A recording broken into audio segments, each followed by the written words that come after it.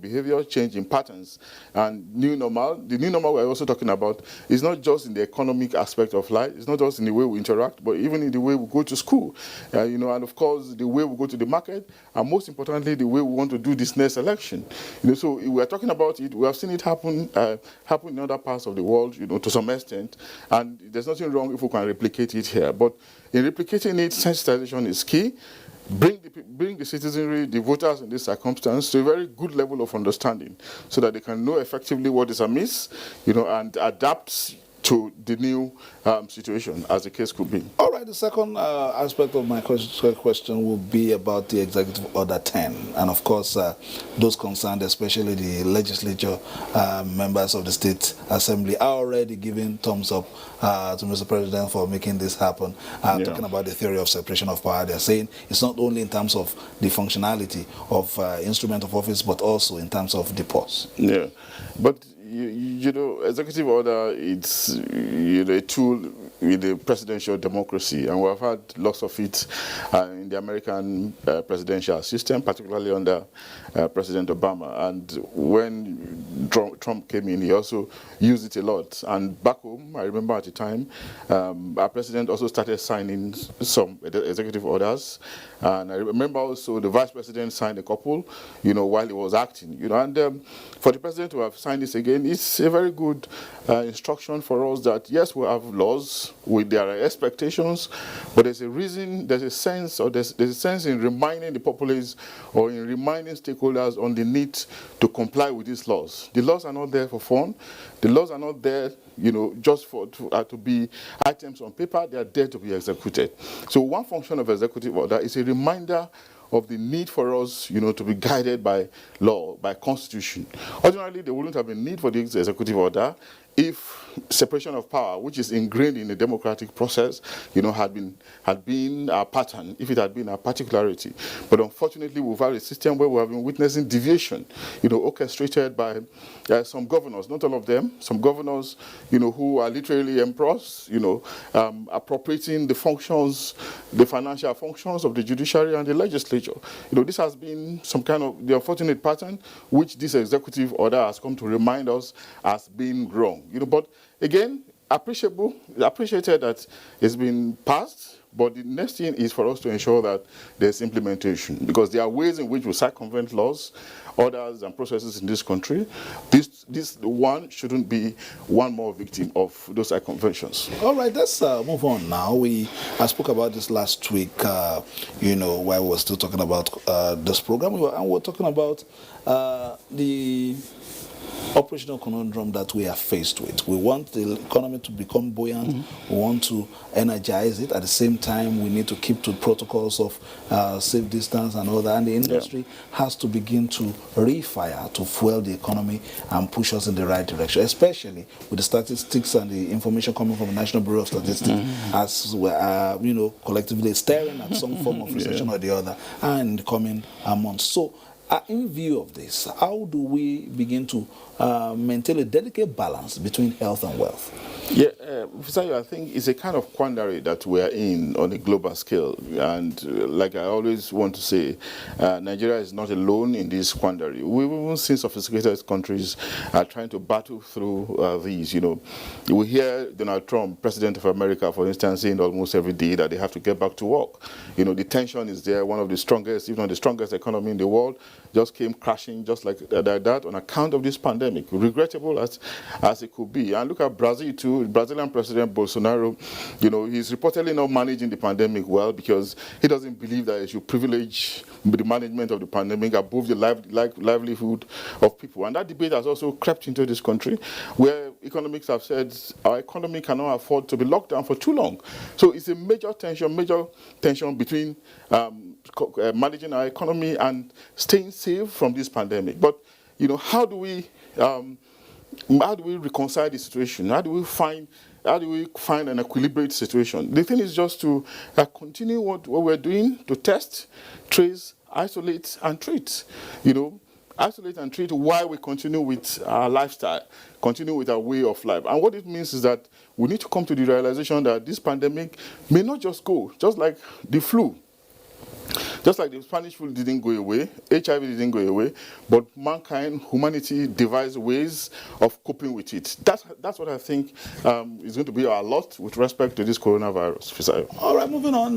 The governors of the Southeast Zone have agreed to engage the Nigerian Center for Disease Control on the need to scale up testing of coronavirus in the zone.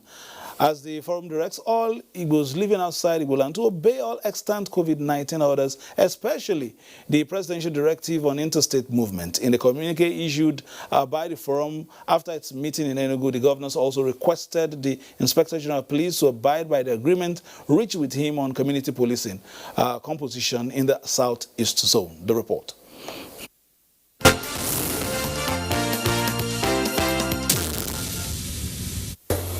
In a 7-point communique presented by the chairman of the Southeast Governors Forum and governor of Ebonyi State, Dave Umahi, the governors directed the people of the Southeast Zone to comply with the ban on interstate travels, the hygiene protocols, and directives of their home governors and those of where they live, as the forum engages the National Center for Disease Control on the need to scale up COVID-19 testing in the Southeast.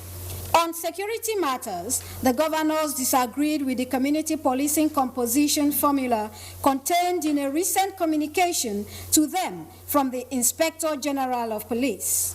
The recent communication from the Inspector General of Police to our governors of Southeast on community policing composition is not in keeping with the agreement we reached with him during his last visit to the Southeast. In the circumstance, we cannot begin implementation of it until the program reflects our earlier agreement with the IGP. The Southeast governors and their leaders request the IGP to please revert to our initial agreement reached on community policing. The forum, however, commended President Muhammadu Buhari on the progress of work at the second Niger Bridge and the Akanibiam International Airport, Enugu. In Enugu.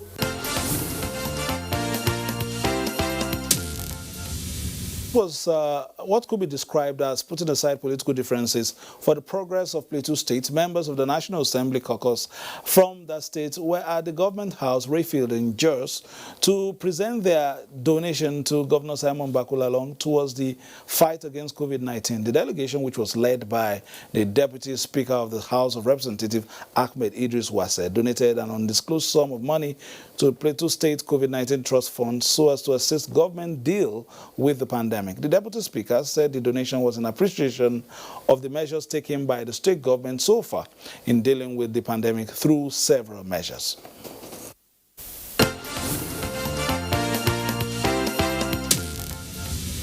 I've been watching clearly. The only digital government, if I would say, that be able to man our security force using ICT. I think this will have to thank you much. Congratulate you for all the good effort. We have been around in terms of supporting the government and individual capacity for our constituency level to state level. But we thought it's not going to be okay if we don't come as a family first to appreciate you, to tell you that we're working together with you in Kingdom, and to ensure that whatever we're going to do, we did little that what has been done also. We support you to ensure that practice is safe and our people are safe. Plateau State, Plateau people are law-abiding. And in this case, I must use the opportunity before you to thank the entire people of Plateau State for their cooperation. Otherwise, we would not have reached where we are today. And today, the leaders are back with us. And want to, on behalf of the good people of Plateau State, to thank you and to also express our gratitude for your performances at the National Assembly. We also follow, just as you follow us here, we are following you there.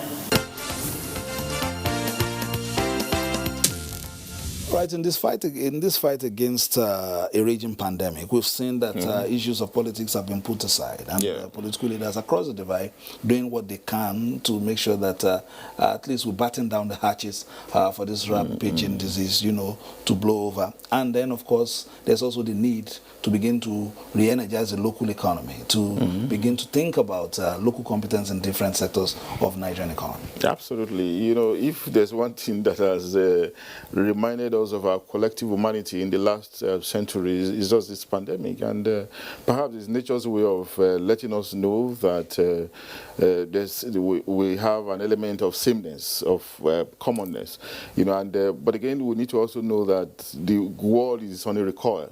We were talking about globalization before now, but we're witnessing deglobalization. The world is we are being forced to look inward, either at the national or the individual family level. The pandemic has forced us to come back to ourselves as nationals, as a country, as a family, and even looking inwardly as human beings. That's the essence, really. And in doing that, we're also being forced to come together, to know ourselves, appreciate ourselves, irrespective of ideological, religious, cultural, or political divides. That's the essence of it. And of course, not just in Nigeria, we have seen it playing around the world. So if we are witnessing increased level of synergy, it's also a good lesson for us, sort of. But again, the important thing is how do we think through things and live our life through this health crisis. That's the challenge we have in our hands, and so far so good. Humanity is not doing badly, and I don't think that the pandemic will see the last of us. It's not the first pandemic we're going to see, and it's not likely going to be the last. But we just hope that in this century there shouldn't be yet another one. All right. Before I let you go, tomorrow we'll be celebrating Children's Day. Yeah.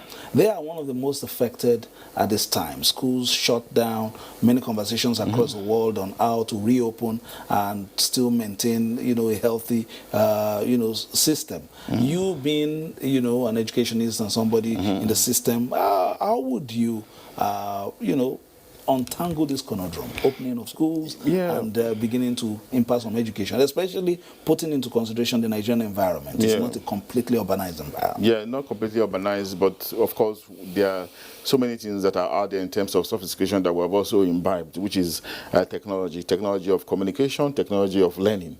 And of course, a lot of institutions have resorted to virtual learning, like my institution, for instance. And of course, some schools abroad have gone virtual. E-learning combined with virtual learning and all of that, is the in thing now. Of course, we have deficiency in infrastructure, but there's nothing wrong if we begin to introduce our children to these things using the opportunity of this crisis, so that they will know that, yes, physical life is predominated in the pre-COVID-19 period, but of course, other than physical life, there's another life that is also very important, and which is virtual life. If we can introduce them to it at this time, like the education minister said one time, not bad, because we cannot leave them for too long in the lurch, because they are a critical sector, a critical section of the population, and it's going to be unhealthy for the future of our country, or even the future of the world, if our children are left continuously fallow in terms of feeding their mind and helping them to grow their mind, on things they should definitely know before they become adults. It's very unfortunate that we are witnessing this, but of course, it's also a test on our creative ability, and we have to rise up to the occasion. All right, that has been Political Update for today. Many thanks to Dr. Adeni Adebayo, Associate Professor and Head of Department of the Department of Communication, Mass Communication, Business University, for coming. That's Political Update for today. God will be back on Friday to give you a fresh package, and of course, Friday is also the 29th of May, so you know what that exactly is as far as democracy is concerned. We'll be looking at Nigeria's steps so far from 1999. So join the conversation. My name is Fisai Ogunfi, thanking you for being a part of it and urging you to stay on the Nigerian Television Authority, or we'll give you unbeatable news, previews, reviews, and interviews. Bye-bye now.